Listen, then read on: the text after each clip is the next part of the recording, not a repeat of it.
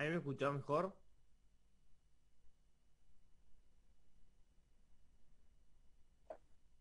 Miguel. No, te escucho bajito. ¿Ahí? Ahí sí.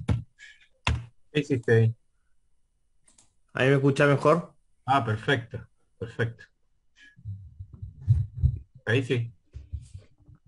Tenía automático el volumen del micrófono Ah, no, y, ahí sale perfecto. y estaba muy bajito. Ah, bueno, buenos días a todas y todos.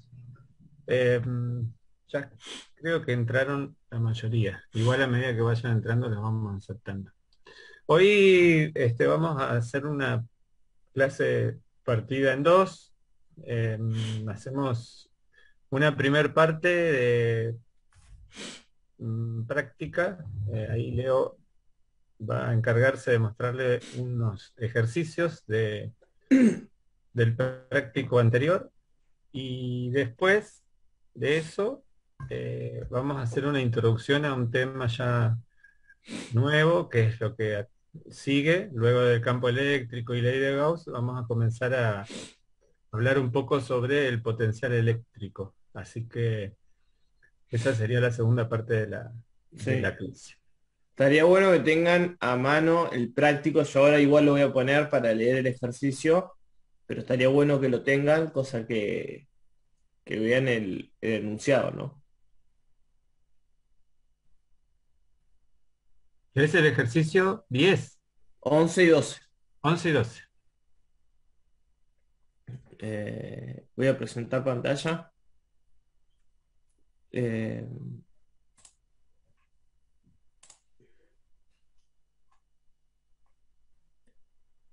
Dice el ejercicio 11: una esfera no conductora de radio A, una esfera maciza no conductora de radio A, está colocada en el centro de una esfera conductora hueca cuyo radio interno es B y cuyo radio externo es C. Creo que vimos algo parecido la clase pasada en un ejemplo que dio Miguel. Dice, en la esfera interna está distribuido uniformemente una carga más Q con densidad ρ. La carga de la esfera externa es menos Q. Determinar eh, el campo eléctrico para todo radio. Calcular y graficar cuáles son las cargas sobre la superficie interna y externa de la superficie hueca. Y dice repetir el caso para las cargas si las cargas son diferentes. Creo que yo lo hice directamente para las cargas en el caso de que sean diferentes, me parece. No me acuerdo bien. Eh,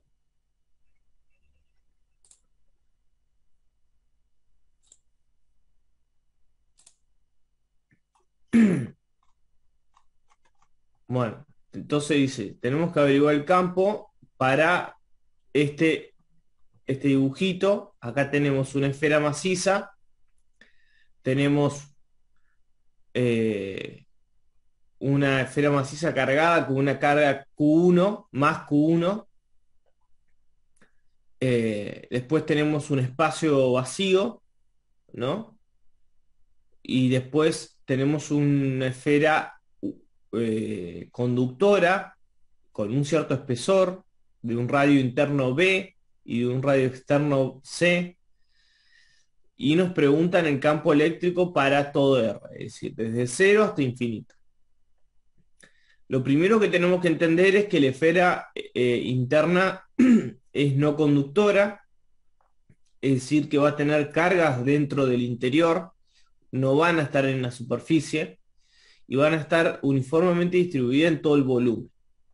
Puede ser que no estén uniformemente distribuidas sobre todo el volumen y eso es una complicación mayor, ¿no? Diga, tengan en cuenta de que hasta ahora estuvimos viendo cargas que tienen uniformemente distribuidas, donde ρ es una constante, pero ρ puede depender de R, de phi, de tita.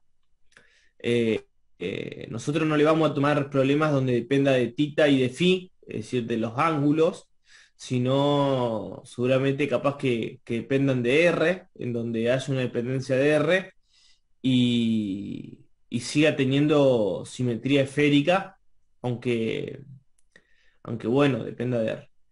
Y que la carga Q, al ser un conductor, la esfera más grande, la cara interna tiene una carga menos Q, ¿no? Es como que le contagia la carga de forma opuesta. La carga opuesta, la esfera de adentro le contagia la carga de forma opuesta al, al, al conductor. Y la cara externa tiene, como se fueron cargas hacia el interior, tiene la carga que ya tenía, que era menos Q2 más Q1.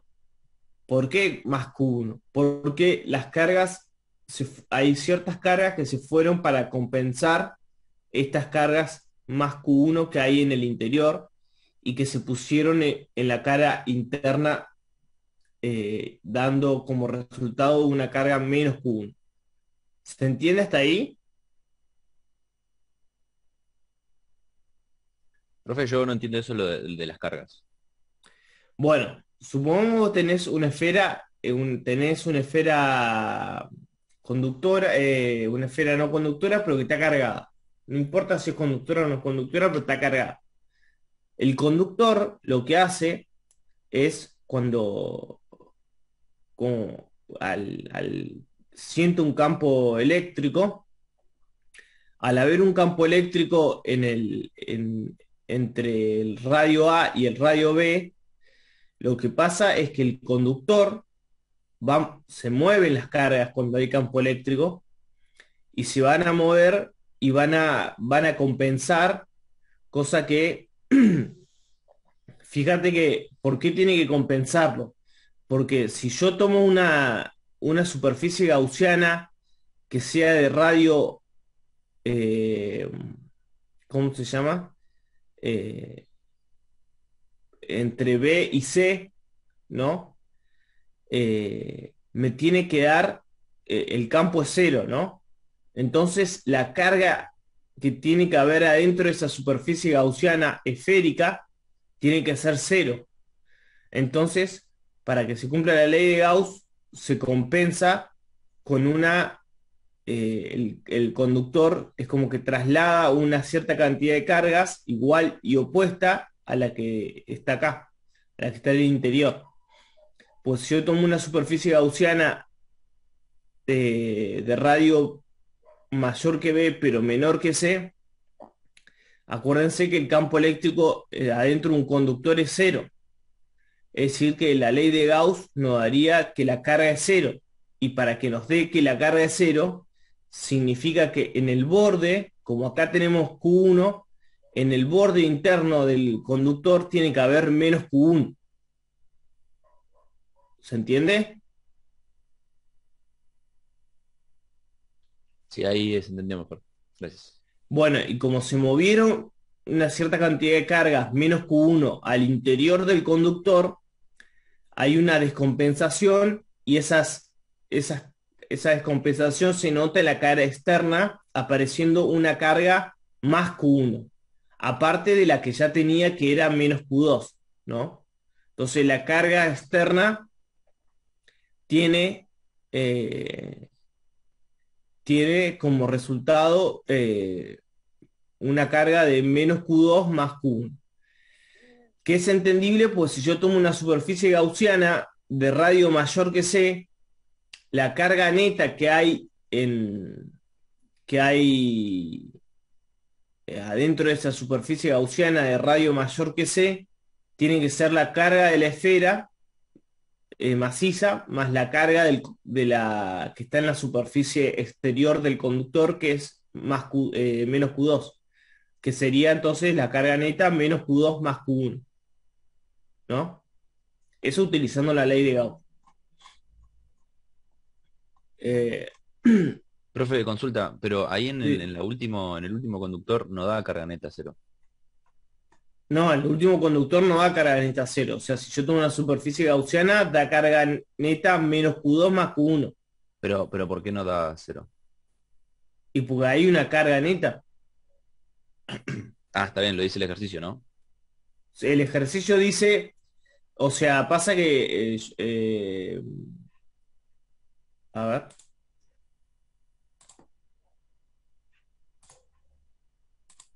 el ejercicio dice, la carga de la esfera es externa, la carga de la esfera interna es más Q y la carga de la esfera interna, externa es menos Q. Es decir, que la carga neta tendría que ser cero en ese caso. Pero después dice repetir para casos en que las cargas sean diferentes, Q1 y Q2 de cualquier signo. Entonces yo hice ese caso, ¿no? Claro, está bien, ahí En- en- entendí. en- entonces tenemos Q1 y Q2. Eh, digo para que sea más complejo, porque si no el campo afuera es cero. Si tenemos carga neta cero, el campo afuera es cero. Si tenemos menos Q y más Q, era como más fácil el ejercicio, entonces yo hice para cargas diferentes. Eh, Leo, sí, tal vez como para colaborar con la consulta, eh, la ley de Gauss no es que establece que la carga neta dentro de una superficie cerrada es cero. Lo que dice la ley de Gauss es que el flujo eléctrico, que se calcula como lo vimos en la clase pasada, como la integral a lo largo de una superficie cerrada del campo, del vector campo multiplicado por la superficie, es igual a la carga total encerrada dividido, bueno, el epsilon cero.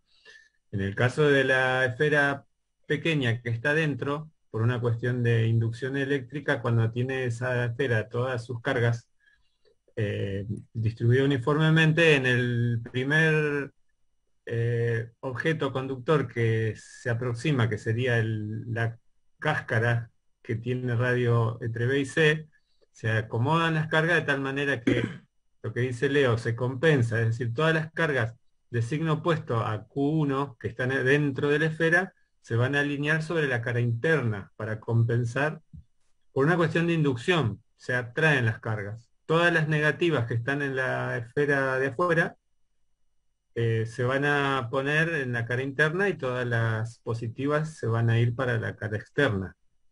Pero la ley de Gauss establece eso, que eh, es la integral de ese campo por la superficie, o sea, el flujo de campo eléctrico, el flujo de líneas a través de una superficie es igual a la carga neta encerrada, todo lo que está para adentro. Eso claro, igual pero conviene repasarlo, la definición, sí. para que quede un poco más claro. Claro, pero fíjense que si yo tomo una superficie gaussiana de radio entre B y C, el flujo, el campo es cero. Entonces el flujo me va a dar cero. Es decir, que la carga queda igual a cero. Es decir, que también lo pueden sacar por la ley de Gauss. ¿Entienden? Que la carga interna del conductor tiene menos Q1, lo pueden sacar por la ley de Gauss, porque el campo dentro de un conductor es cero. Entonces el flujo me va a dar cero. Entonces, como el flujo me da cero y el flujo es igual a la carga sobre epsilon cero, entonces me queda que la carga neta adentro de la superficie gaussiana es cero. Tienen que tener en claro la ley de Gauss, ¿no? Que ahora la vamos a repasar. Pero bueno, dice, tenemos que averiguar el campo eléctrico, donde se encuentra una esfera no conductora maciza, radio A, dentro de una esfera conductora hueca de radio interno B y radio externo C. Al estar uniformemente cargadas las dos esferas, el sistema tiene una simetría esférica. Y esto es importante porque solamente el campo va a depender de R, ¿no?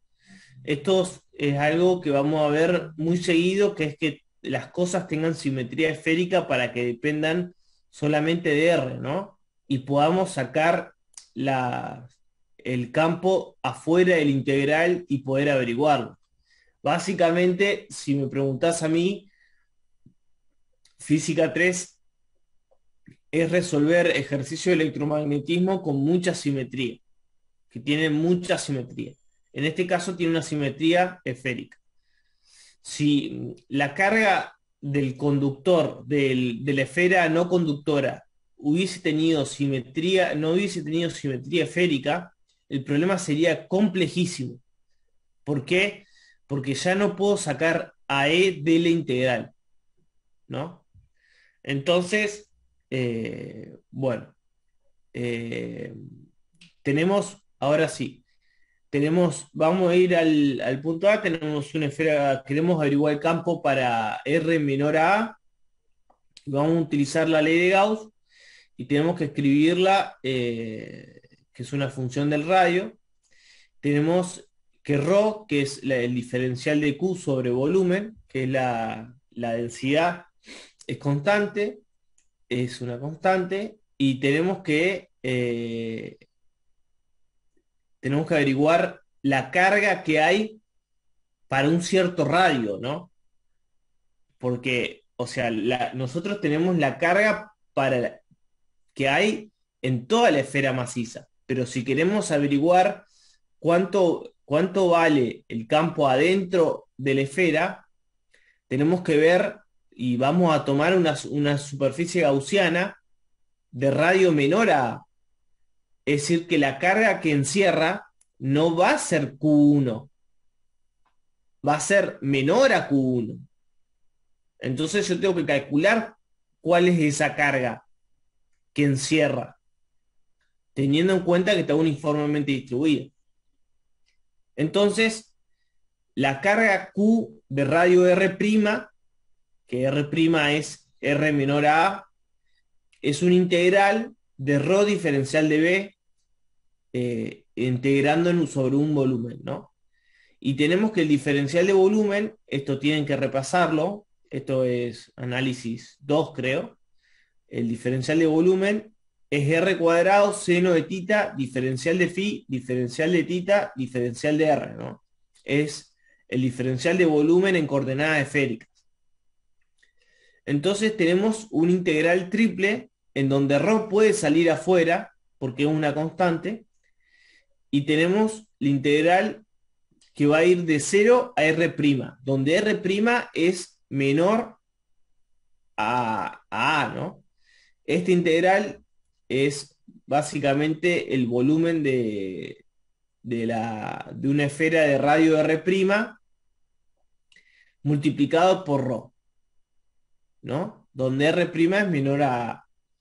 Y bueno, ahora lo que tenemos que hacer es utilizar la ley de Gauss y tenemos el flujo, tenemos que calcular el flujo para una superficie de radio R', y como tenemos simetría esférica, R puede salir, el campo eléctrico depende solamente de R, es decir, que acá estamos integrando sobre un diferencial de área, es decir, sobre, ¿cómo se llama? Sobre diferencial de tita, y va a haber un diferencial de tita y un diferencial de phi solamente, no va a haber un diferencial de R. Entonces R es una constante para este integral, para el flujo. Entonces eso lo igualamos a Q de R', que ya lo habíamos calculado antes en la ecuación 36. Sale afuera del integral y me queda que la ecuación 38, en donde si despejamos me queda que el campo eléctrico es igual a ρ por R' sobre 3 epsilon 0. Es decir, me queda una función lineal dependiente de R, ¿no? Eso sería el resultado. Es decir que para dentro de la esfera el campo varía de forma lineal. Para una esfera maciza no conductora uniformemente cargada, ¿no? ¿Estamos hasta ahí? ¿Se entendió? Profe, yo tengo una consulta. Sí. En la página anterior, cuando R es constante, Y es que explica una integral. ¿Cómo? perdón, ¿está hablando alguien más? No, no, habla Fernando. Ah, no, ahí cuando está en la... Cuando usted fija el radio, ¿estamos calculando la cáscara? ¿En qué ecuación? En esa la donde tiene el mouse. En la anteúltima, de abajo hacia arriba. Más abajo. Decime el número. 37. En la 37. Ahí- Ahí sí estoy en un radio, como estoy calculando el flujo es para una cierta, el flujo es sobre una superficie gaussiana de radio R', con R' fijo. Claro, entonces usted en esas coordenadas esféricas pone ya directamente R fijo y calcula el flujo que atraviesa esa superficie. Sí, Ah, y el interior lo calcula arriba, en la 36. no. El interior, ¿qué es el interior? El interior de esa esfera. Pero ¿qué es calcular el interior? La densidad del campo. No. Acá estoy calculando el campo. Acá estoy calculando el campo para un R', pero ese R' va desde 0, es fijo, es verdad, pero puede valer 0, o puede valer A, o puede valer A sobre 2. Entonces estoy calculando el campo para desde 0 hasta A. O sea, es fijo, sí, es fijo, pero es una variable. Es una variable. Después me queda dependiente de R' en la ecuación 39. Entonces el campo para el radio R menor a A me queda dependiente de R'. Es decir, que yo estoy calculando el campo para dentro de la esfera de radio A. Y me queda dependiente de R. No sé si me explico. Claro, porque usted va de radio 0 a radio prima, entonces por eso le quedó la ecuación 39. Claro, En el caso que tuviéramos no tuviéramos una subesfera, en tener una esfera maciza, tuviéramos un agujero en el medio, una esfera más chiquita en el medio vacía, usted ahí tendría que integrar, ¿verdad? En la 39. si tuviera un hueco en la esfera, Sí, no, si tuviera un hueco en la esfera, hago sabemos que la superficie gaussiana, agarro una superficie gaussiana de radio igual al hueco, la carga dentro del hueco es 0, es decir que el flujo es 0, y como tiene uniformemente distribuida la carga, el campo es 0, y después hago el mismo procedimiento para el radio, no sé, A sub 1, y para el radio A sub 2, que es el mismo procedimiento que estoy haciendo ahora. ah, bueno, gracias, profe. ¿De nada? Y ahora tenemos que calcular el campo. ¿Alguna otra duda? ¿Hasta acá se entendió?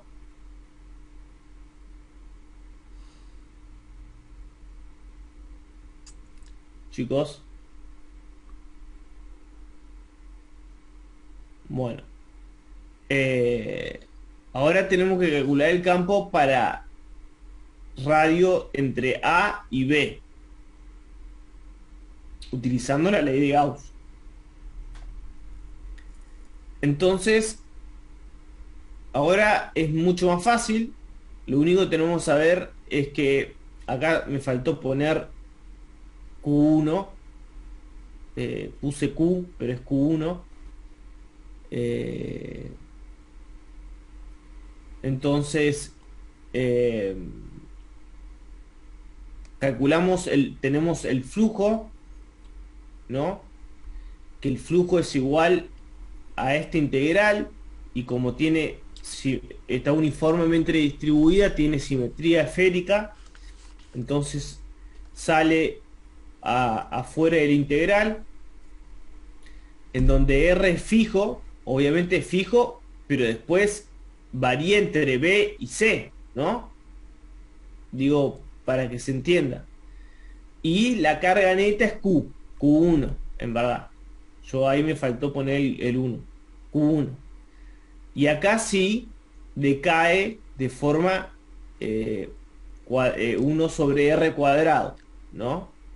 Fíjense que adentro de la esfera era lineal y ahora decae, ¿no? De forma de R cuadrado, de 1 sobre R cuadrado, ¿no? Tenemos el flujo del campo eléctrico, aplicamos la simetría, por eso el campo puede salir afuera del integral, y sabemos que la carga neta es Q1, ¿no? Yo ahora lo arreglo para que usted después lo vea. Profe, ¿de dónde sale epsilon Sí. 0? ¿Cómo? ¿De dónde sale epsilon 0 ahí, en esa ecuación? De la 40? definición de la ley de Gauss. Ah, entonces yo la copié mal, porque no la encuentro. La ley de Gauss dice epsilon 0 por... En verdad el epsilon tendría que estar adentro de la integral, pero eso nosotros no lo vemos, porque puede depender del área, puede ser muy complicado. Pero la ley de Gauss dice epsilon 0 por la integral cerrada del campo, producto escalar por el diferencial de área, es igual a la carga neta encerrada por esa superficie gaussiana a la cual integramos. Usted sabe que yo estoy con el libro y no está epsilon 0. ¿Qué libro?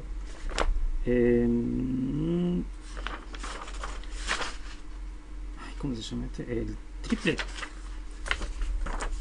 Triplet. Tipler. Sí, así se dice. En la página 740, donde dice el flujo neto que atraviesa cualquier superficie es igual a la carga neta dentro de la superficie dividida por epsilon 0. Pero ese epsilon 0 es la carga interior sobre epsilon 0 que viene de la deducción de la fórmula. Que yo estuve siguiendo la deducción de la fórmula y sí, aparece solamente cuando Pero ahí dice el flujo neto es igual a la carga sobre epsilon 0 y listo, es lo mismo. No, pero aparece está antes el epsilon 0 ahí en la integral. No, pero si vos pasás el epsilon 0 dividiendo acá, te da que el flujo es igual a la carga sobre epsilon 0. Ah, eso es lo que hicieron. Disculpe. Ahora sí. Gracias, profe. Mirá. Bueno, ahora sí. ¿Alguien habló? Sí, ya. Disculpe, hace segundos se me salió de la clase de la compu, entré en crisis y tenía una duda. No pude ver la parte, o sea, la primera parte, donde calcula el campo, digamos, en la parte interior, en la esfera. ¿Quedaría entonces una función lineal? Sí. Buenísimo. Bien. Esa era la duda. Muchas gracias. De nada. Bueno, y ahora tenemos que calcular... no.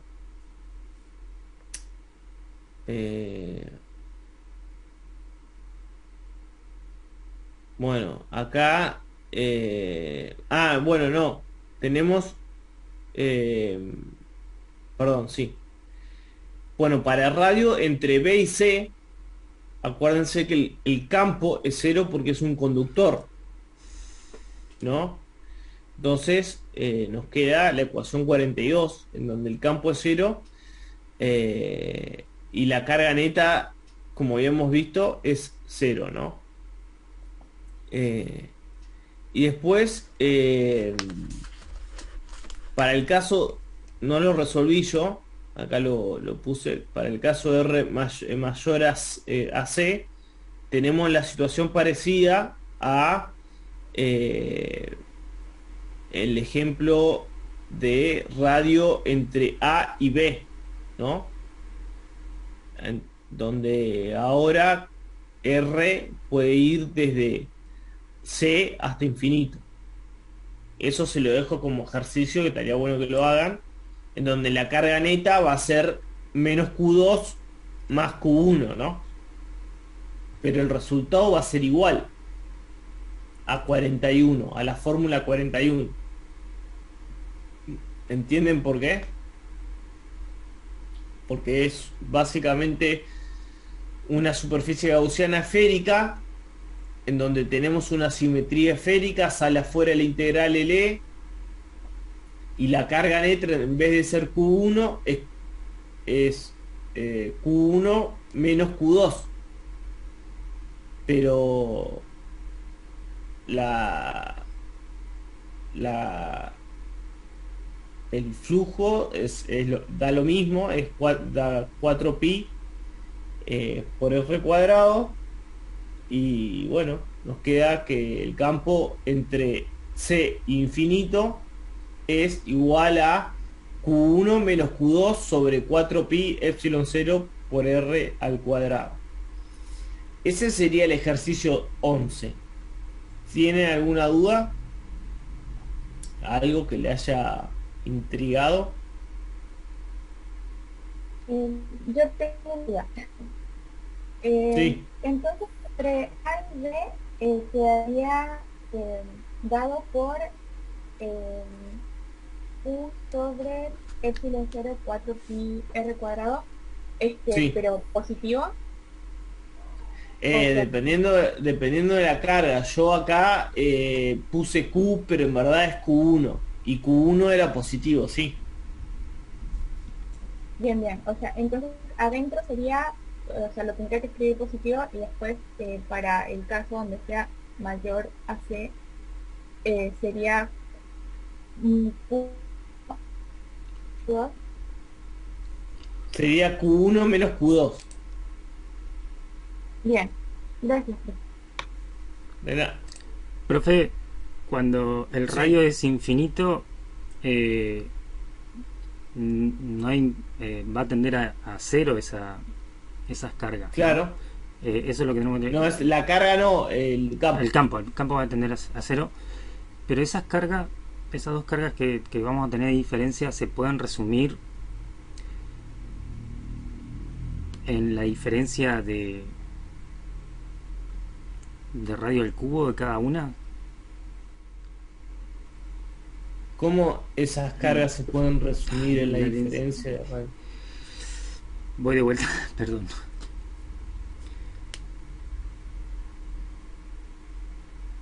Sí, sí. No, sí, estoy tratando de hacerle bien la pregunta para que me entienda. La diferencia que va a tener en esa ecuación, porque ahí tiene nada más que Q, y tiene la diferencia entre dos Q, ¿no? Sí. Esas cargas Q generadas dependen primero de un radio que tomamos.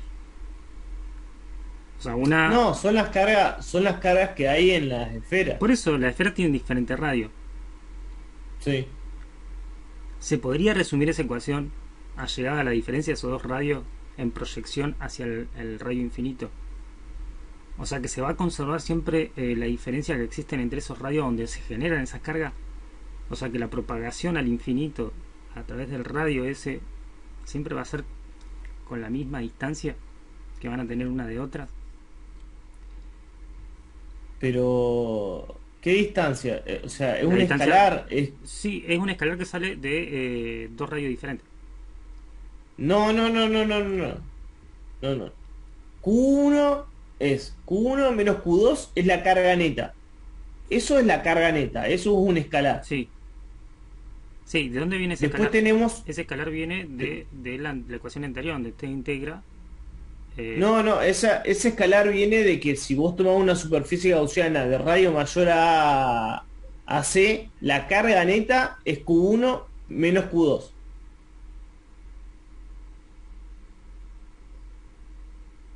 Bien, luego lo Acá, sí, sí, acá. sí. Si vos tenés una esfera de radio mayor a C, la carga neta es menos Q2 más Q1 o Q1 menos Q2. Es lo mismo.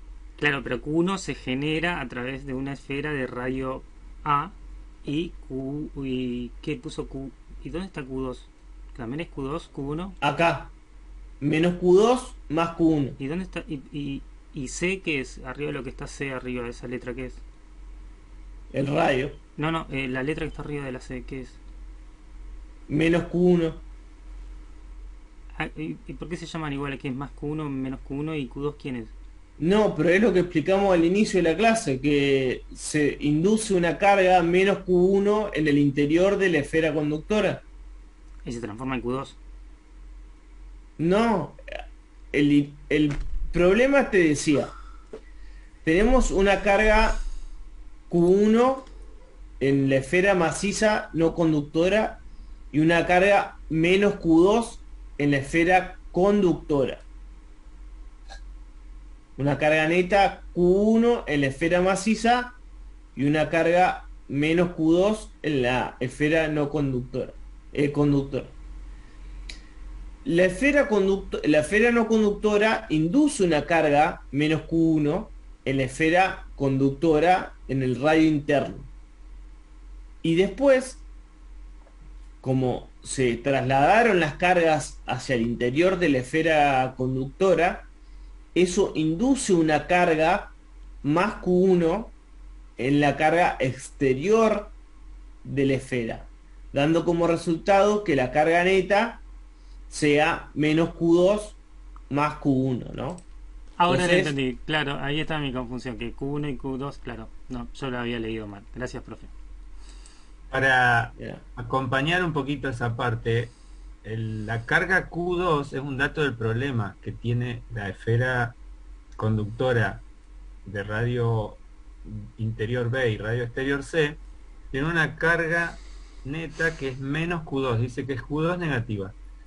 Lo de menos Q1 y más Q1 es una cuestión de inducción eléctrica, nada más por efecto de la esfera interna. Las cargas negativas, las cargas que están en el cascarón exterior, por inducción se acomodan todas las negativas del lado interno para compensar la esfera interna y todas las positivas de ese mismo conjunto de cargas, digamos, se van hacia la cara externa. Pero en total la carga neta es la que dice el problema, que es menos Q2, por eso que más Q1 y menos Q1 se terminan cancelando y queda una carga neta de menos Q2. claro. Eh, bueno, ahora vamos a presentar el problema 12. Dice en la figura 7 tenemos dos cilindros concéntricos largos, vamos a suponer que son infinitos, tiene un largo infinito, de radio A y B respectivamente, y una densidad de carga longitudinal lambda, iguales y opuestas. Utilizar la ley de Gauss para hallar el campo, ¿no? Ese sería como el objetivo, ¿no? Tenemos dos cilindros concéntricos y tenemos que utilizar la ley de Gauss para hallar el campo, ¿no? Bueno, entonces tenemos una densidad de carga, yo le puse sigma, una densidad de carga iguales y opuestas de los dos cilindros, y tenemos que utilizar la ley de Gauss para calcular el campo. Y acá tenemos que hacer, como siempre pasa en física 3 y va a pasar siempre, análisis sobre la simetría del problema, ¿no? Es importante tener en cuenta la simetría del problema. Entonces, como el radio, como el largo es infinito, yo voy a suponer solamente que el campo tiene componente radial, ¿no? Es como que sale para afuera. Sale de forma radial. No tiene otra componente que no sea esa porque el largo es infinito. No tiene condiciones de borde, que es lo que se le llama. Entonces, ¿qué superficie gaussiana voy a tomar? Y voy a tomar un cilindro con unas tapitas en los bordes. De un cierto largo, no importa el largo. Lo importante es que voy a tomar un cilindro con unas tapitas. Lo importante es que en esas tapitas el campo es cero. Porque no hay campo en esa dirección. En la dirección paralela al cilindro. Hay campo en la dirección perpendicular al cilindro, es decir, radial. Entonces solamente va a haber flujo en la parte cilíndrica de ese cilindro, valga la redundancia, en la parte cilíndrica de ese cilindro y no en las tapas. Entonces tenemos que hallar el campo para radio menor a. Bueno, ¿qué es lo que estuvimos aprendiendo? Para radio menor a, ¿hay cargas adentro del cilindro? Les pregunto. ¿Es conductor o hueco el cilindro? Es hueco.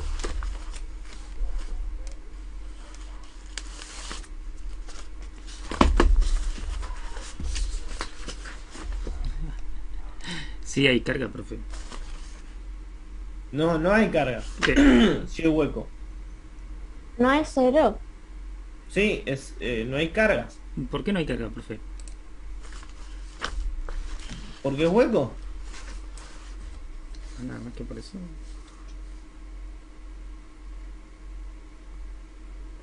Es un cilindro hueco.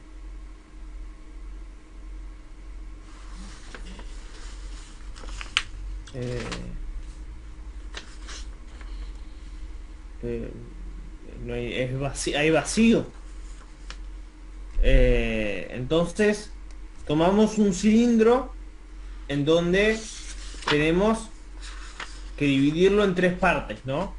El flujo lo dividimos en las tapitas, el flujo me da cero, porque como dijimos teníamos simetría radial, es decir que la componente solamente era radial. Y después en el cascarón, el flujo en el cascarón, que por simetría radial el campo sale afuera. Y tenemos que integrar sobre el diferencial de área, que el diferencial de área es R por diferencial de phi por diferencial de z. No es el diferencial de área de un cilindro. Sale afuera el integral, integro, pero la carga afuera, la carga que hay adentro de la superficie gaussiana de radio R menor a A es cero.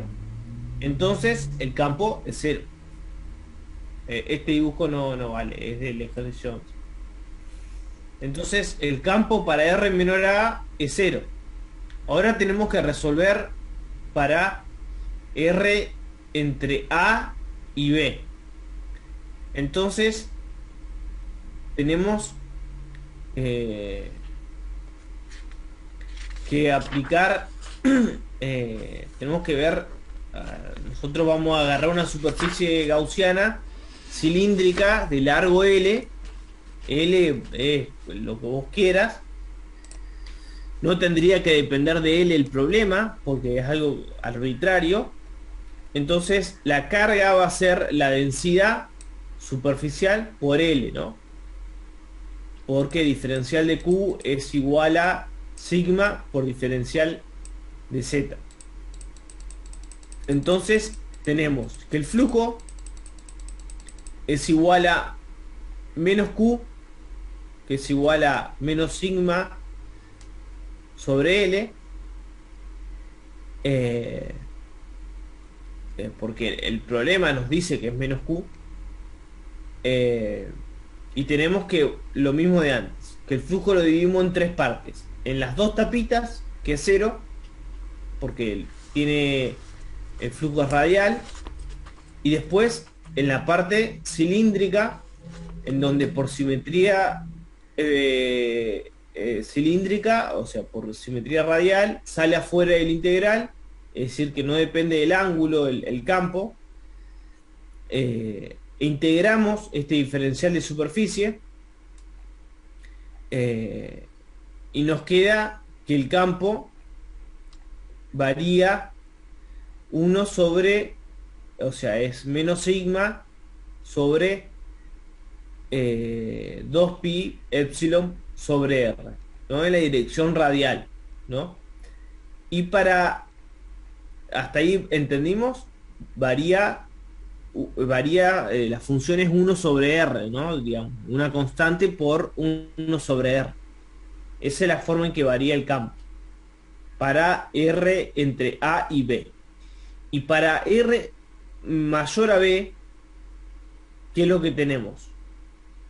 ¿Cuál sería el problema para r mayor a b?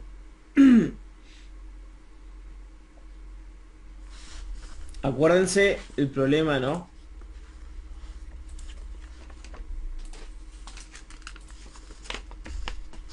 Dice una densidad de carga igual y opuesta. ¿Cuál sería el problema para r mayor a b? ¿Qué tenemos que hacer para r mayor a b? Profe, yo no veo el gráfico bien. No, no hay gráfico.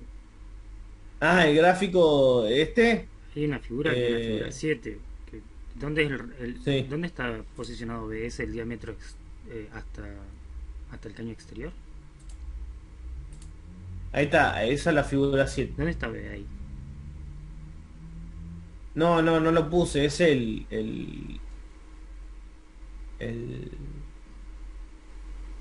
a ver si dibujo algo. Vamos a dibujar algo.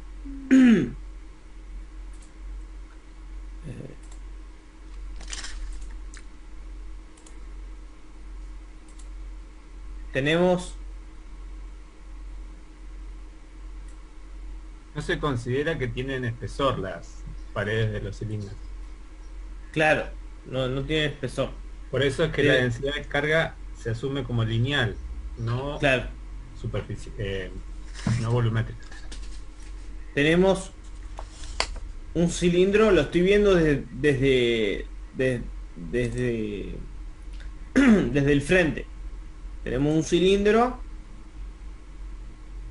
y otro cilindro. Acá en este cilindro tenemos una densidad lineal. Le puse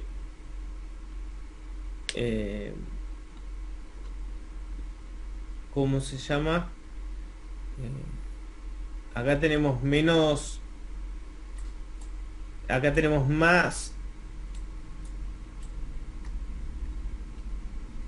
sigma, acá tenemos menos sigma. Esa es la densidad. Esto es radio A.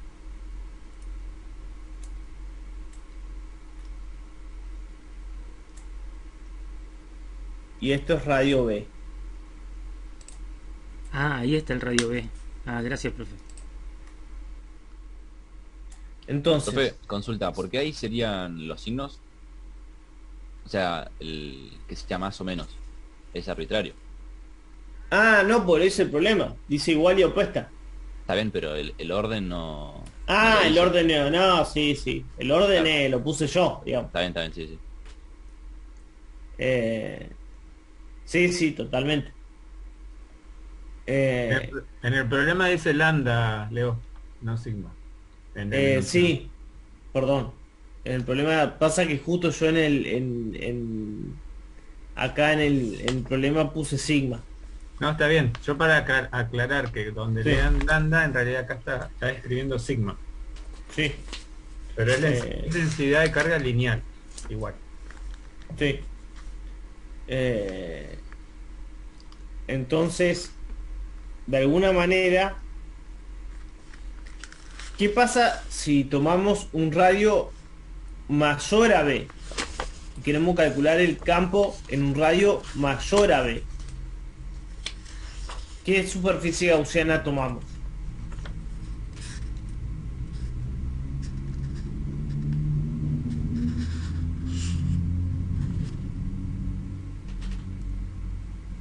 ¿Cómo veníamos tomando la superficie gaussiana? Tendríamos que tomar un cilindro también, ¿no? Un cilindro también, es verdad, con tapitas, ¿no? Pues acuérdense, ¿por qué con tapitas? Porque la superficie gaussiana tiene que ser cerrada. Por eso tomamos un cilindro con tapitas. Pero el tema es cuál es la carga neta adentro de ese cilindro. ¿No se hace cero, profe? Claro, se hace cero. Porque tenemos, para un mismo L, tenemos una misma carga adentro que afuera. Pues tenemos la misma densidad lineal. Entonces la carga adentro del cilindro de largo L para R mayor a B es para R mayor a B es cero, ¿no? Entonces lo único que tenemos que hacer es resolver el mismo problema que habíamos hecho para R entre A y B, nada más que ahora el campo sale afuera del integral, de la misma manera, las tapitas son, el flujo es cero, el campo sale afuera del integral, integro el integral de superficie, nada más que ahora está igualado a cero. Acá en vez de cosas está igualado a cero. Entonces me queda una constante por el campo igual a cero, es decir que el campo es cero. ¿Se entendió? Profe, ¿le puedo hacer una pregunta? Sí. Cuando calculamos para el radio menor que A, la carga sería cero porque la densidad de carga se encuentra sobre las paredes, ¿no? O sea, sobre el radio A. Claro, porque el cilindro es finito. O sea, el cilindro no tiene espesor, digamos. O sea, entonces, para R menor a A es hueco. O sea, no hay nada. Directamente. O sea, hay vacío, digamos. No hay cargas. Claro, y cuando tomemos un radio mayor que A, vamos a tener la carga en las paredes del cilindro, ¿o no? Claro, las cargas en el cilindro, claro. Ah, genial. Muchas gracias. De nada.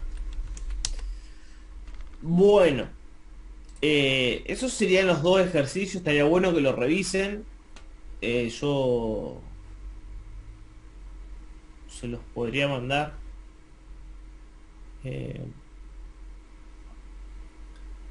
Pero estaría bueno que lo intenten hacer, ¿no?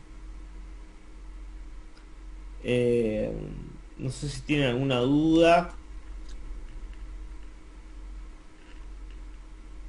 Estaba pensando que el jueves podríamos, que vamos a hacer un poco de repaso de práctica, podríamos hacer 2 grupos y ahí vamos revisando Sí. algunos ejercicios más, porque por ahí hay mucho silencio y eso puede ser que haya muchas dudas. Sí, me parece correcto. Totalmente de acuerdo, Miguel. Eh, Bueno, Pasa que estos ejercicios básicamente hay que ponerse a hacer, digamos. O sea, hay que toparse con la realidad haciendo los ejercicios.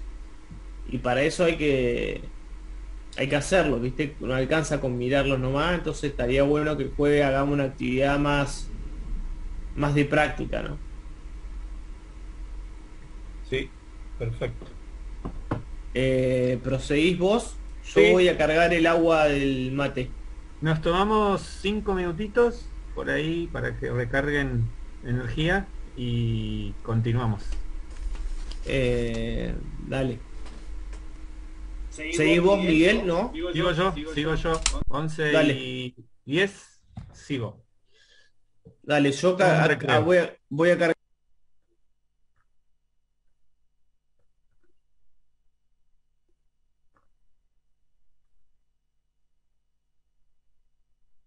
Bueno, vamos a continuar. ¿Se está viendo la diapositiva? Sí, profe, ya se ve. Perfecto. Bueno, luego de toda esta primer parte que vimos las cargas eléctricas, la existencia de los campos de fuerzas debido a la presencia de cargas en un elemento y la generación de un campo eléctrico.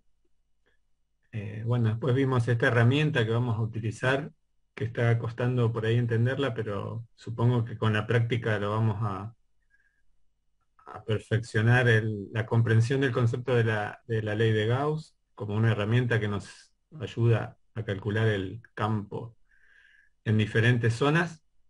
Ahora viene el potencial eléctrico, el concepto de potencial. Previo a esto, vamos a recordar cuestiones que tienen que ver con lo que ustedes ya trabajaron en la física 1 y probablemente en la física 2 también en algunas aplicaciones, eh, que nunca viene de más recordar, refrescar, traer de nuevo a la memoria. Eh, el trabajo de una fuerza, acá vemos este dibujito, cuando ustedes a través de algún camino cualquiera, que en este caso está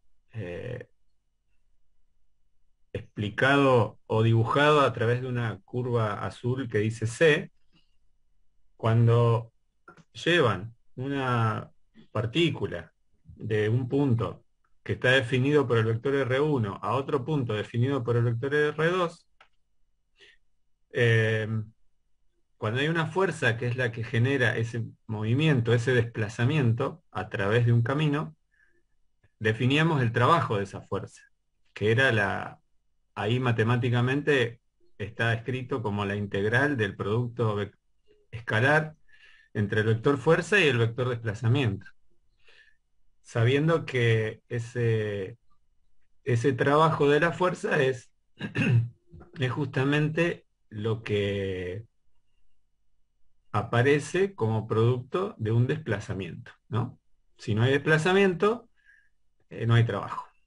Entonces, esto lo vimos en física 1, con diferentes formas y ejemplos. Y bueno, después los detalles de cómo calcular ese trabajo también se hizo suficiente práctica. Pero en definitiva, la definición del trabajo matemáticamente, que a nosotros nos va a servir, es el producto punto a punto, ¿no? De esos dos vectores, del vector fuerza y del vector desplazamiento.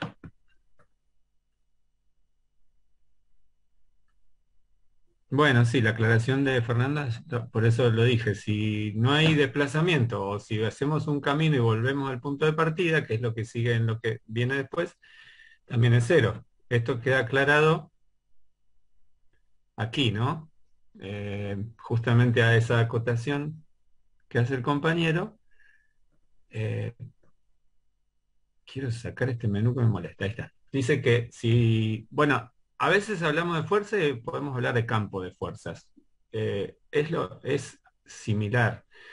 Pero si la fuerza es conservativa, además de lo que definimos anteriormente, se cumplía o se cumple que el trabajo de esa fuerza a lo largo de un camino cerrado que volvemos al punto de partida, el producto de ese producto escalar de los dos vectores nos da cero. O sea que si no hay desplazamiento o si vamos y volvemos al punto de partida, el trabajo es nulo. Y esto es lo que nos definía que las fuerzas que tienen esta propiedad de que conservan la energía mecánica se llaman fuerzas conservativas. O sea, una fuerza conservativa es una fuerza que no me genera ninguna pérdida en la energía mecánica, en su operación. Ahora bien, también sabemos que cuando teníamos fuerzas conservativas, había una independencia del camino recorrido, es decir, si nosotros tenemos, por ejemplo, acá hay definidas dos curvas, una curva sería CA y otra curva CB, que tienen el mismo punto de partida y el mismo punto de llegada, pero tienen distintos caminos recorridos,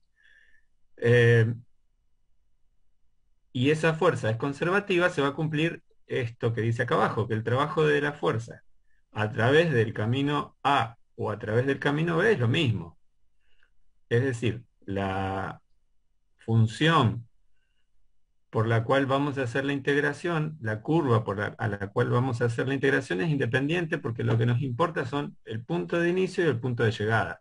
Entonces, como esos límites de la integración son iguales y la fuerza es la misma, nos va a dar como resultado el mismo valor del trabajo.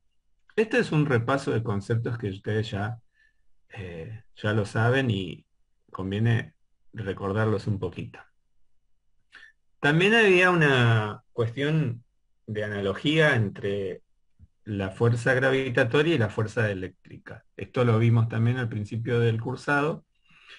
Y acá están las expresiones como para darse cuenta de por qué esa analogía, ¿no? La fuerza gravitatoria en un campo de fuerzas donde la aceleración de la gravedad es la que determina el campo de fuerzas.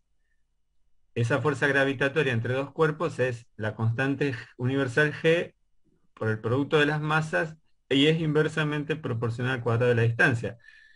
El otro día vimos cuando definíamos la fuerza eléctrica que es muy similar, porque acá esa constante universal es la constante eléctrica, K o 1 sobre 4 pi epsilon 0, porque es lo mismo. El producto de las dos cargas y la independencia es la dependencia de la inversa del cuadrado de la distancia que separa esas dos cargas. Es decir, que en un campo gravitatorio, donde la aceleración de la gravedad es la que determina la existencia de ese movimiento, ese G era la relación entre la fuerza y la masa, ¿no? Acá la masa es equivalente a la carga, la carga de la partícula. Entonces el campo eléctrico, como campo vectorial, tiene una dependencia directa de la fuerza, del vector fuerza eléctrica, dividida la carga, ¿no? La cantidad de carga, Q0. Bueno, esto es para ver que la analogía permanentemente la vamos a hacer en electromagnetismo con los campos gravitatorios, porque tienen el mismo, digamos, el mismo concepto. Por eso es que podemos hacer analogías permanentemente, porque son modelos teóricos o modelos físico-matemáticos que son similares. Bueno, recordamos entonces otro concepto que venía derivado de cuando hacíamos nosotros, definíamos el trabajo, aparecía la energía asociada a ese trabajo y tenía que ver con, por ejemplo, cuando hablábamos de una partícula en un campo gravitatorio, esa partícula tenía asociada una energía potencial gravitatoria que era el producto, yo hablo del pasado porque, bueno, me refiero a que lo vieron en física 1, pero no son conceptos que dejan de tener validez. La energía potencial gravitatoria, matemáticamente lo calculamos como el producto de la masa por la constante G, y SI representa la altura o la diferencia de altura entre una cota de referencia 0 y la posición a partir de esa referencia en la que se encuentra la partícula. En el caso de la fuerza elástica también se define la energía potencial elástica, que es la energía que concentra un resorte cuando está estirado o cuando está comprimido. Cuando está fuera de su posición de equilibrio, se define la energía potencial elástica como la mitad de la constante elástica por la distancia esa que se alejó del estado natural de equilibrio al cuadrado. Estos valores, también para recordar un poco a nivel magnitudes, son magnitudes escalares. No tienen ni dirección ni sentido porque la energía es una magnitud escalar. Ahora bien, cuando necesitamos, por ejemplo, acá en este gráfico hay el mismo gráfico que vimos anteriormente, pero ahora digamos que esa fuerza que yo necesito aplicar a una partícula para moverla de una posición a otra, en general, naturalmente no se va a mover espontáneamente. Si está en una posición de equilibrio y la quiero desplazar hacia otra posición, voy a necesitar una fuerza externa que, que me la lleve de un lugar a otro. Por eso que esa fuerza externa es una fuerza que se hace en contra de ese campo vectorial existente, que puede ser gravitatorio, puede ser eléctrico, puede ser magnético también, pero esa fuerza externa es una fuerza que se hace en contra del campo. ¿Cómo es el trabajo de esa fuerza externa? El trabajo es matemáticamente, como la definición que vimos anteriormente, es la integral entre dos posiciones de el producto escalar entre el vector fuerza y el vector desplazamiento, ese diferencial L. Esto es para una fuerza externa. Ahora, el trabajo de esa fuerza externa, y acá está dibujada la fuerza, como es igual y opuesta a la fuerza F que yo determino en un ejemplo, para desplazar de un punto a otro a una partícula, es igual y opuesto, o sea que el trabajo es negativo. Y así se define la energía potencial en general como menos el trabajo de la fuerza que se calcula a través de la integral, o no hacemos integral cuando tenemos valores de la fuerza constante y desplazamientos rectilíneos. Entonces, pero en general siempre buscamos hacerlo a través de una integral para asegurarnos de que vamos a recorrer el camino exacto. Entonces, la energía potencial de cualquier fuerza la asumimos como menos el trabajo de esa fuerza. Es una integral de línea, sí.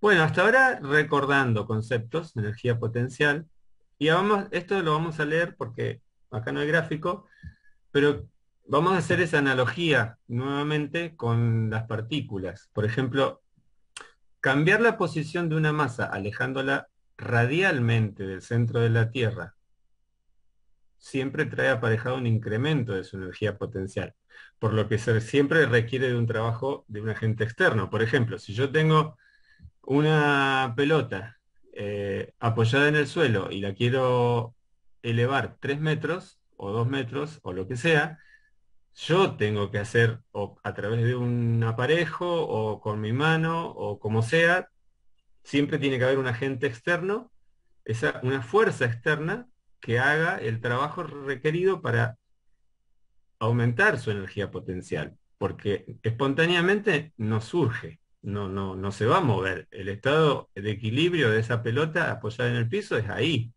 Están equilibradas las fuerzas y su energía potencial tiene ese valor. Si yo la quiero modificar, tengo la necesidad de una fuerza externa. Mi mano. Lo mismo que si yo quiero ir al 10º piso de un edificio, tengo que subirme a un ascensor o subir a escalera. Bueno, de las dos maneras hay un trabajo de un agente externo, que es el que me aumenta mi energía potencial. Entonces, lo mismo con una carga. Cuando acercamos una carga puntual a otra carga puntual que está fija, que puede ser, por ejemplo, positiva, bueno, ahí pasa que no siempre va a ser una disminución de la energía potencial, porque en el tema de las cargas eléctricas tenemos que recordar que pueden ser positivas o negativas. Entonces, como las cargas puntuales que nosotros vamos a usar para nuestros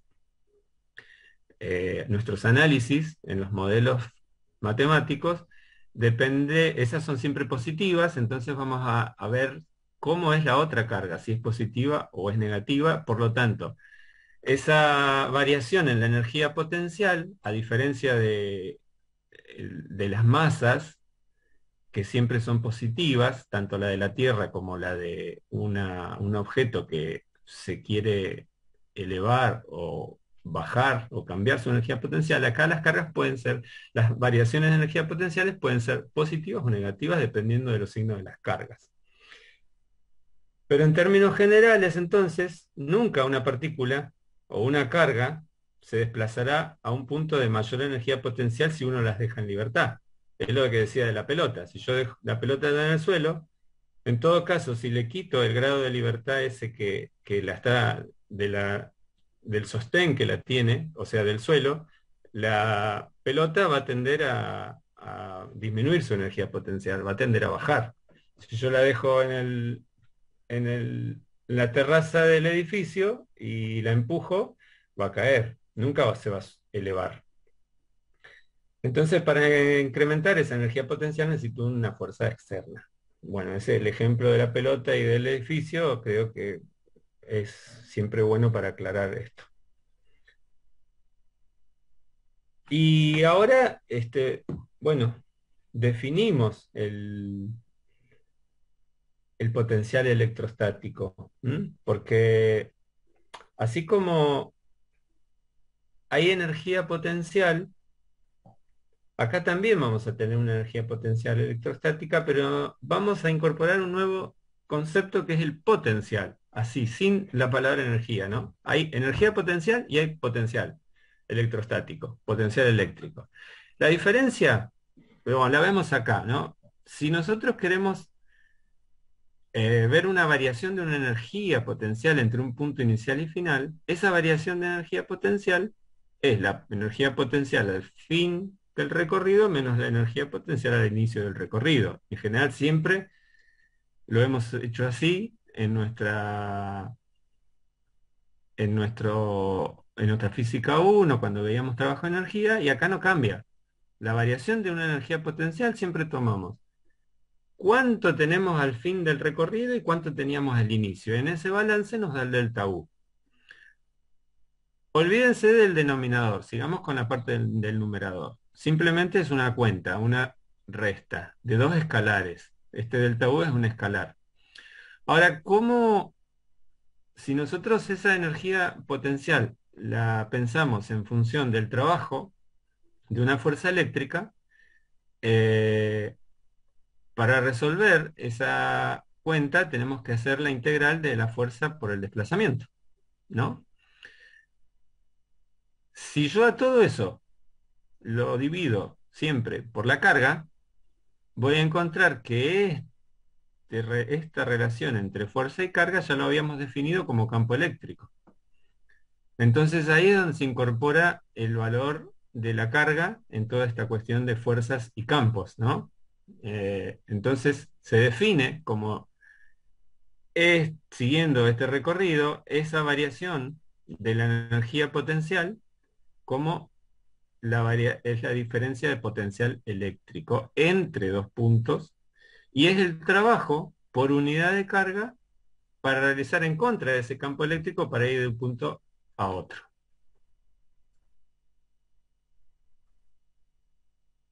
En este caso,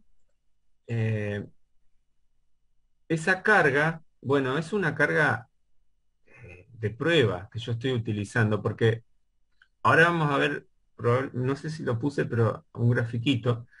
Yo cuando estoy para analizar, esto va a quedar también para seguirlo la clase próxima porque tampoco vamos a cargar de tanta cuestión conceptual y tantos ejemplos hoy.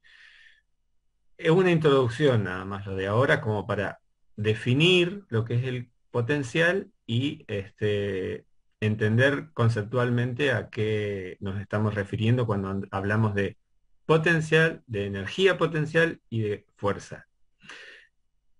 Vuelvo a aclarar. Este recorrido que parte de analizar la energía potencial en un punto final de un recorrido menos la energía potencial al inicio de un recorrido nos determina una diferencia de energía potencial. Esa diferencia de energía potencial la calculamos con el concepto de trabajo como menos la integral de la fuerza por el desplazamiento.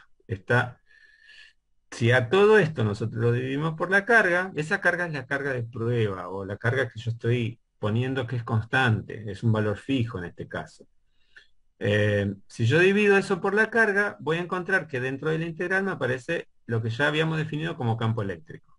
Porque esta es la fuerza, ahora decimos que esta es la fuerza eléctrica, entonces eso es el campo eléctrico. La integral con signo menos del producto escalar entre el vector campo y el vector desplazamiento me define entonces la diferencia de potencial entre el punto final y el punto inicial. De alguna manera, vemos que no tiene mucho sentido por ahí definir un potencial en un punto, sino que lo que tiene sentido y que es lo que físicamente nos va a generar a nosotros una utilidad después, cuando vayamos avanzando en la mirada de los circuitos eléctricos, lo que nos va a representar de una manera más útil es la diferencia de potencial entre dos puntos. Un potencial en un punto así aislado, si bien lo vamos a poder calcular y no va a haber ningún problema, no nos significa mucho a nosotros. La diferencia entre dos puntos sí nos significa. Porque quiere decir que yo necesito llevar una carga de un punto a otro dentro de un campo eléctrico y voy a tener que hacer un trabajo.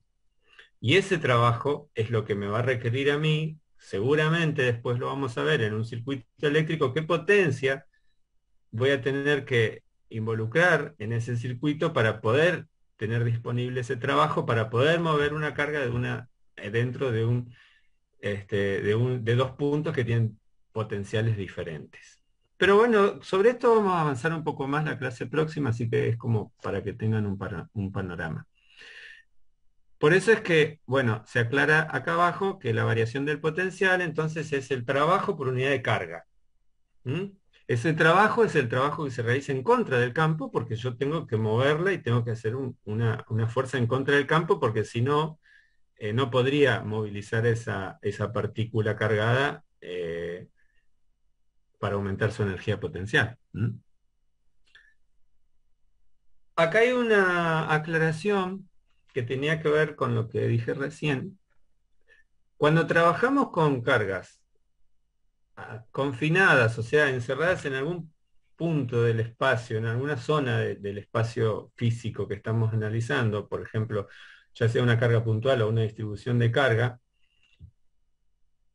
hay una forma que vamos a decir que el potencial eléctrico en el infinito es cero, porque a veces necesitamos saber cuánto es el potencial estrictamente en un punto, no la diferencia de potencial, y para ello, de la forma en que está definido, no lo podríamos calcular así tan tranquilamente cuál es el potencial en un punto. Nosotros asumimos que en el infinito el potencial eléctrico va a ser cero, porque de hecho la fuerza del campo vectorial del campo eléctrico en el infinito, cuando está muy alejada esa distancia de la carga que están generándome ese campo va a ser nulo. Entonces, si el campo ese va a ser nulo, obviamente el potencial también va a ser nulo. Por eso es que es muy útil siempre pensar en que cuando nosotros queremos establecer un potencial en un punto determinado de una zona del espacio y no tenemos referencia, ¿qué hacemos? Decimos que en el infinito es cero. Y a partir de ese infinito que es cero, podemos establecer esa diferencia.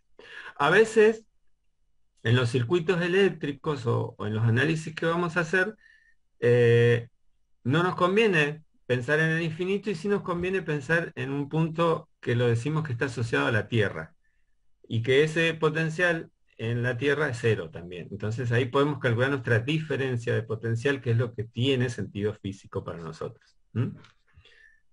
Pero a los efectos de resolver esa integral, o sea, una cuestión matemática, nos sirve mucho pensar que esa carga puntual en uno de esos límites de integración es el infinito. Y ya vamos a ver cómo, a partir de pensarlo así, la integral tiene solución. Bueno, entonces podemos decir que la diferencia de potencial, ese delta B, es la variación de la energía potencial dividida la carga, y eso sería con signo menos la integral entre los dos límites de integración, 1 y 2, o A y B, dos puntos, punto de inicio A, punto de culminación del recorrido B, del producto escalar entre los dos vectores, el vector campo eléctrico y el vector diferencial de L, o acá está escrito diferencial S. Perdonen el cambio de nomenclatura, pero bueno, a veces copiamos y pegamos más fácil porque como no tenemos pizarrón, todo lleva mucho más tiempo, entonces, bueno, hacemos estas cosas que por ahí quedan incoherentes en el desarrollo de la diapositiva, pero ustedes se van a dar cuenta. Hoy puse delta L, ahora delta S, pero es lo mismo. O sea que esa variación de la energía potencial dividido la carga nos define esa variación de la energía potencial dividido la carga nos define la diferencia de potencial eléctrico. Por lo tanto, acá se darán cuenta que la energía potencial también es la carga por la diferencia de potencial. Si nosotros pasamos este Q0 a la izquierda como producto, entonces la energía potencial es la carga, el producto de la carga por la diferencia de potencial. Y esto también tiene su relación y su equivalencia con el trabajo. Por lo tanto, el trabajo es el producto de la carga por la diferencia de potencial.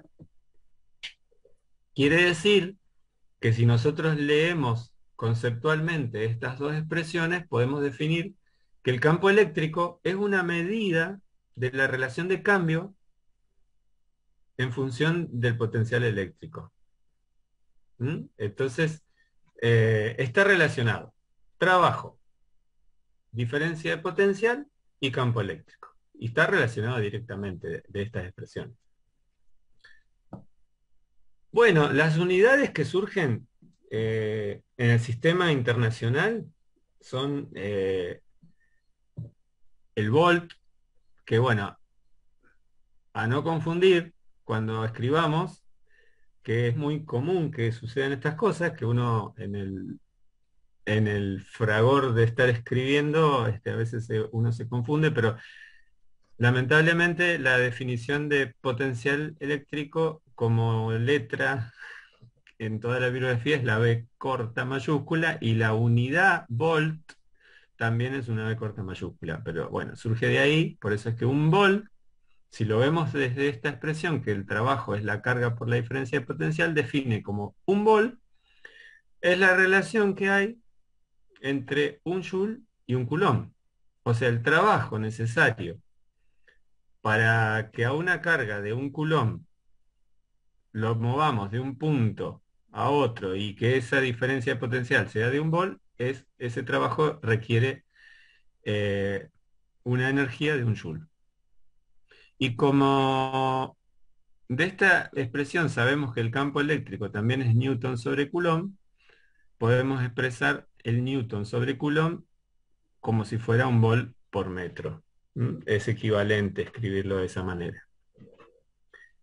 Y esta que puse acá abajo es porque es una medida de energía muy utilizada en la física, pero más que nada lo van a ver el año que viene cuando hagan la física 4, porque es una medida de energía que se utiliza mucho en la física cuántica, en las partículas de altas energías hay una forma de medir las energías en múltiplos de electrón-volt, que no es ni más ni menos que la carga del electrón por un volt. O sea, 1,6 por 10 a la menos 19 coulomb por volt nos da 1,6 por 10 a la menos 19 joule. O sea, que la equivalencia entre el electrón volt y el joule es la que está escrita ahí, la carga del electrón. O sea, Esto una es medida de trabajo. ¿Cómo, Leo? Una medida de trabajo. Una medida de trabajo, sí. Y muy utilizada, la van a ver mucho el año que viene en la física 4. Ahora por ahí capaz que algún que otro del ejercicio involucra esta unidad, pero es para que la tengan en cuenta. Bueno, esta la voy a cerrar y voy a mostrar nada más, voy a mostrar algo que tomé de un apunte, un ejemplo de cómo hacer un cálculo. Este es un ejemplo, así que lo vamos a seguir de este apunte y después vamos a hacer muchos ejercicios, así que no se preocupen si por ahí algo les queda ahora como en la nebulosa. ¿Cómo se calcula el potencial a partir del campo? Bueno, esta definición, siempre acuérdense que tomamos cargas de prueba. Eh, Vamos a mirar cuál es la gráfica. Por ejemplo, este es un campo eléctrico. Es un campo vectorial, ahí están dibujadas las líneas de campo, y la idea es cómo hacemos para mover una partícula que tiene una carga, que siempre esa carga es la que decimos la carga de prueba, ¿cómo hacemos para moverla de un punto A a un punto B? Se supone que si están en zonas distintas del espacio vectorial, yo voy a pensar que el punto B tiene un potencial diferente al punto A. También de esto vamos a hablar en la próxima clase. Pero vamos a suponer que el punto B tiene un potencial diferente al punto A, que es mayor, y yo la quiero llevar de A a B. Recordamos que dije hace un momento que naturalmente la partícula no va a querer ir al punto B que tiene mayor potencial. La partícula se va a querer quedar, la partícula cargada se va a querer quedar en A si está en equilibrio en A. Entonces, para moverla a B necesito de un trabajo. Bueno, eso es lo que vamos a ver cómo se calcula.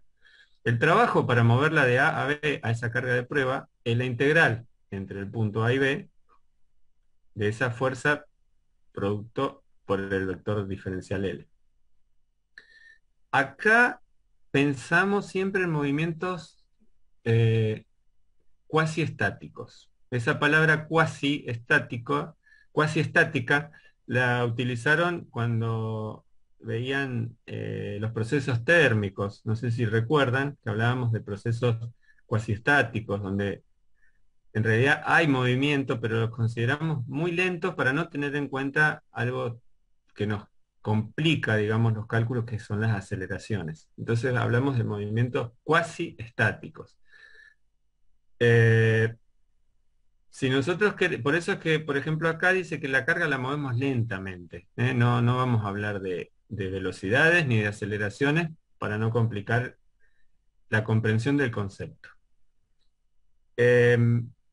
¿Cómo calculamos ese trabajo para llevar la partícula cargada de prueba de A a B? Bueno, como es esta integral, recuerden que la fuerza es la carga por el campo.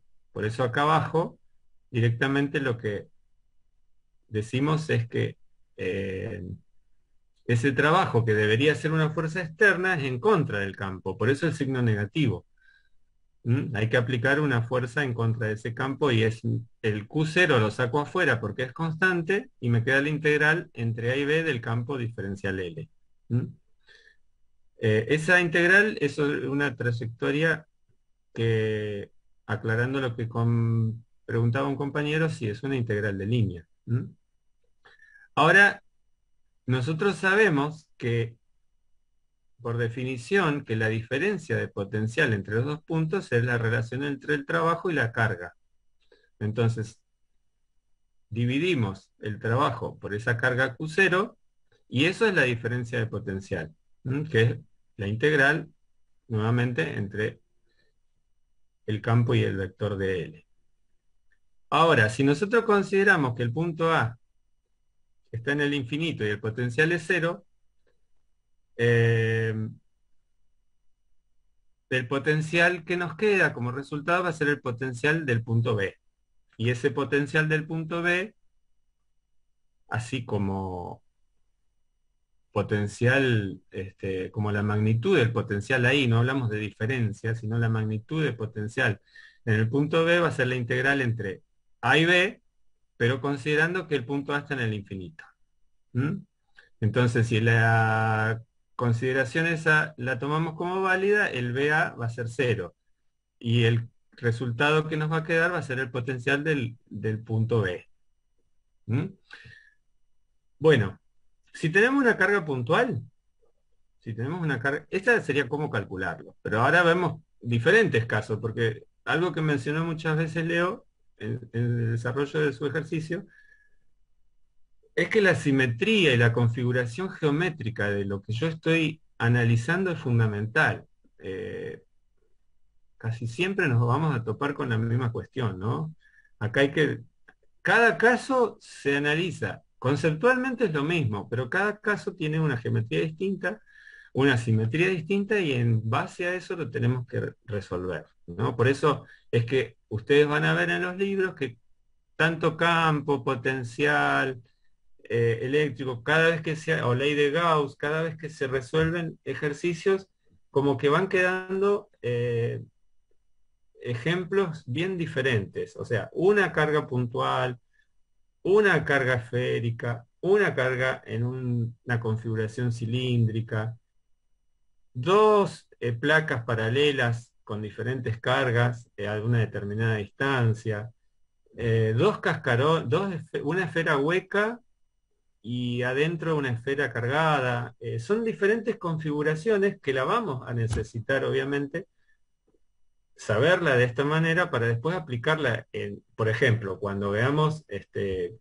capacitores, también es fundamental cuál es la configuración geométrica de los objetos a analizar, porque conceptualmente y en base a la primer definición de lo que es campo, de lo que es potencial y lo que es la fuerza eléctrica, es la misma para todos, pero cada configuración tiene una manera de resolverlo por ahí un poco distinta cuando hacemos esta integral. Porque o cambia la densidad de carga, o cambia el recorrido que yo tengo que hacer, puede ser radial, puede ser de una placa a otra. Esos caminos nos modifican la resolución de la integral. Por eso es que en toda esta materia vamos a ver, como siempre, cada ejemplo con una configuración diferente. Y cuando las configuraciones de las cosas no son muy simétricas, la cuestión se complica bastante. Y generalmente ese tipo de ejercicios no los vamos a resolver porque requieren de una matemática un poco más intensa. Entonces, por ejemplo, vemos el potencial de una carga puntual. Una carga puntual, la diferencia entre los puntos A y B separados una distancia, ¿no? Definida por un vector. Por ejemplo, esta es una carga que genera un campo eléctrico y yo tengo mi carga puntual por acá, ¿no? Bueno, yo quiero ver cuál es la diferencia de potencial entre esos dos puntos. Entonces, entre el punto A y el punto B. La carga esta que está aquí es la que me genera ese campo eléctrico. Como es puntual, recuerden que las líneas de campo eléctrico son radiales, por eso el vector ER, en este caso, si yo estoy parado en la carga, como la carga es positiva, las fuerzas son de repulsión. Entonces esta fuerza que yo siento por efecto de esta carga que me genera el campo va a ser una fuerza hacia afuera. Y como es una fuerza hacia afuera, el vector ER, que es el versor ER, va a tener un sentido saliente. Pero a su vez el vector que me conecta la distancia entre las dos cargas es un vector que está entre la carga de prueba y la carga que me genera el campo, y tiene un sentido opuesto. Por eso el diferencial L acá está apuntando hacia adentro. Y esto es importante porque acá abajo, miren, dl es menos dr. ¿Sí? Esto hay que analizarlo, por eso es que dijimos que en un campo gravitatorio no tenemos este problema, porque siempre la masa de la Tierra las masas siempre se consideran positivas, ¿no? Conceptualmente es imposible en masas grandes, macroscópicas, pensar en signos diferentes al positivo. Al contrario de las cargas eléctricas que, bueno, por allí, otra vez, en la física 4 van a poder entender a veces por qué decimos, podemos llegar a establecer valores de masas negativas. Así como al pasar, se los digo, una masa, una carga puntual o una partícula cargada puede tener una masa positiva porque existe y es real, pero a lo mejor yo puedo considerar un punto que es un hueco que dejó una carga que se fue, un electrón que se fue, dejó un hueco, y eso también lo van a entender cuando vean la estructura de la materia en la 4. Ese hueco lo consideramos como una masa negativa, porque es una masa que habría si estuviera el electrón, pero al no estar quedó un hueco, y ese hueco lo consideramos con menos m. Y ahí tiene sentido físico hablar de masas positivas o negativas. Acá no.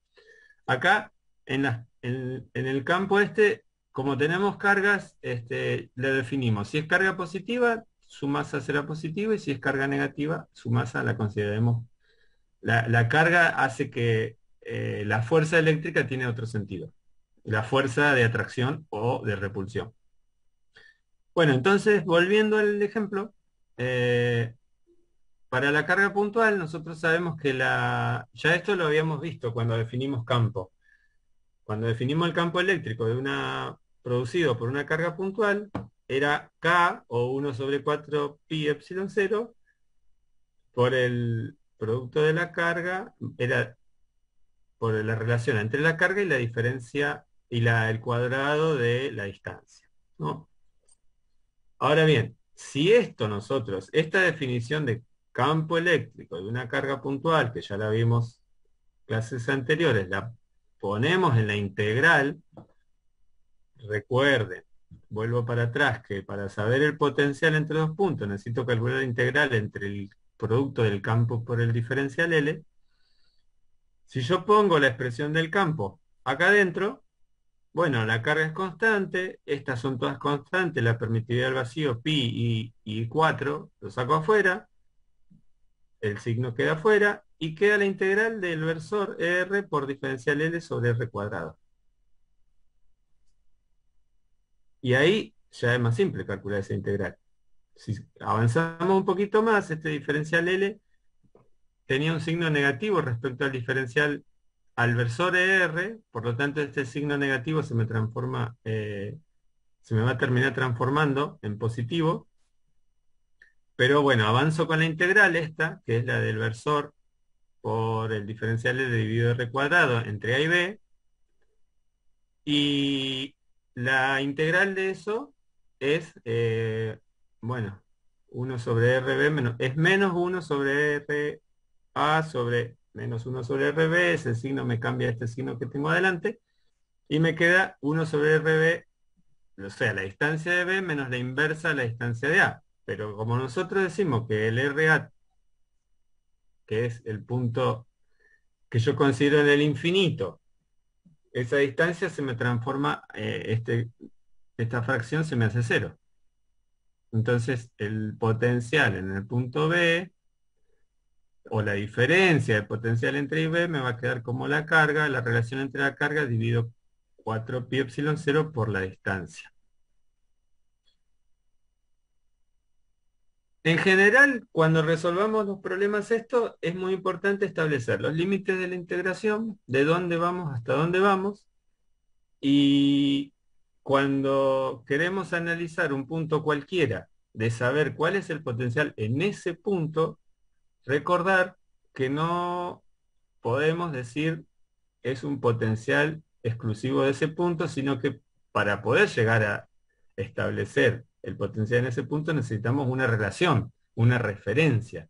Y esa referencia la asumimos como el potencial en el infinito. Y ese potencial en el infinito es cero. Por eso es que podemos, como por ejemplo en este caso, el potencial de una carga a una distancia r cualquiera, alejada del punto de esa carga que genera el campo, va a ser la relación entre la carga y la distancia, Q sobre R. La relación de proporcionalidad me la va a dar la constante eléctrica, y bueno, a medida que la distancia de R se me va alejando de esa carga que me genera el campo, es lógico pensar que va a tender a cero, ¿no? El potencial. Pero como nosotros ya en nuestro análisis, ya para encontrar el valor del potencial en este punto B, asumimos que era una diferencia y que la otra estaba en el infinito, bueno, lo mismo pasaría si yo, o sea, el camino inverso, si yo me voy con esa distancia al infinito, obviamente el campo desaparece y el potencial eléctrico también va a desaparecer. Bueno, vamos a llegar hasta acá nomás por hoy.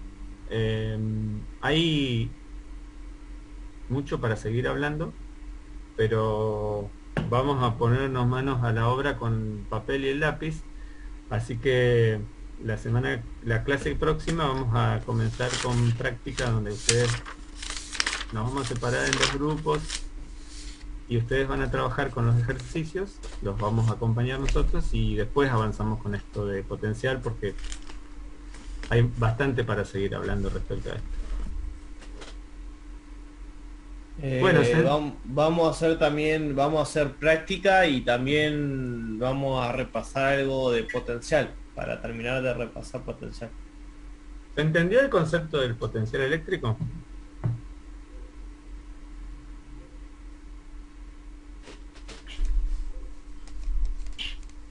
¿O se durmieron? No, profe, estamos aquí atentos. Bueno, menos mal. Vamos a procesarlo, profe. Sí, hay que procesarlo. Bien. Sí, sí, obvio. Como pasa con todo lo que uno va conociendo de nuevo. Bueno, la mejor forma de procesarlo es tomando distancia de la clase, tomar los libros y empezar a leer, porque obviamente que los libros nos permiten montones de aclaraciones a cada una de las palabras que uno resume, y eso es lo más rico que tiene esto, ¿no? Ir viendo además los capítulos de los libros que van desarrollando estos conceptos no son largos, y los ejemplos que tienen les aconsejo que los lean todos, porque cualquiera de los libros, el Resny, el Serway, el Tipler, el Sirsemaki, van desarrollando ejemplos, y ahí es donde uno va afianzando el conocimiento, o lo va construyendo un poco mejor, ¿no? Es leer los ejemplos, o sea, no escatimen tiempo en leer el libro, cualquiera, lean los capítulos y vayan entendiéndolo. Nosotros por ahí después vamos aclarando, porque siempre pueden quedar dudas, nos preguntan. Si se hacen el hábito por allí, cada comienzo de clase ustedes interrumpan, arranquen y digan, no entendí tal cosa, leí esto en el libro y no lo entiendo, entonces nosotros con Leo ahí vamos a tratar de acompañarlo en esa parte, pero traten de no quedarse con grandes dudas conceptuales, porque eso después no les va a permitir avanzar, porque los ejercicios no son una cuestión mecánica, ¿no? La idea es que de los ejercicios los entiendan, ¿sí? Así que yo les pido que lean y que nos pregunten. Profe, una cuestión que me había visto recién con la fórmula de recién, que era la constante por la carga sobre el radio. Si Sí. nosotros a esa ecuación le hacemos un arreglo Esa. matemático, si un arreglo matemático, la multiplicamos por el radio y la dividimos por el radio, nos va a quedar que esa potencia va a ser igual a la fuerza por el radio que la separa de la carga. Y sí, sí, porque es una distancia. Lo que pasa es que estamos hablando de la misma, digamos, cuando uno lo hace ahora, porque ahí está muy simple, porque asumimos que una estaba en el infinito, pero si vos tomás esta, que sería la que ¿Puedo rayarle, tiene mayor... ¿puedo rayarle la pizarra? Sí, Deme un segundito ahí. Acá le pongo. Si yo a esta ecuación la multiplico por R, es un arreglo matemático esto, ¿no? Y la divido por R, ¿no? Porque esto da 1. sí, Acá R por R me da R cuadrado. sí. Y esto es parte de la constante K por la carga. Entonces, si yo tomo, a ver, tengo acá, lo voy a separar así. Yo tomo este pedacito, así hasta acá. Sobre 1, ¿no? Acá le vamos a poner un 1. Esto va a ser igual acá. Entonces yo voy a tener que D va a ser igual acá. No, eso no es igual acá. Eso es igual acá sobre R cuadrado. K es 1 sobre 4 pi epsilon 0. Hasta ahí, Sí. son constantes. 4 pi sobre epsilon 0. Sí. Ah, el R lo metí adentro, perdón. De acá, sí, tienes razón. Esto es igual acá, perdón, esto no. Esto es igual acá. Y me queda la carga, perdón, se me pasó el R cuadrado. R cuadrado acá, ¿no? Y acá me quedaría multiplicado por R. Esto es la fuerza. Que era lo Sí, que pero decía. acordate que esa analogía es para un caso muy puntual porque la fuerza es una cantidad vectorial y el potencial es una cantidad escalar. Claro, pero acá el radio es escalar o es vectorial. Pues yo tengo, si el radio es vectorial, El radio es escalar.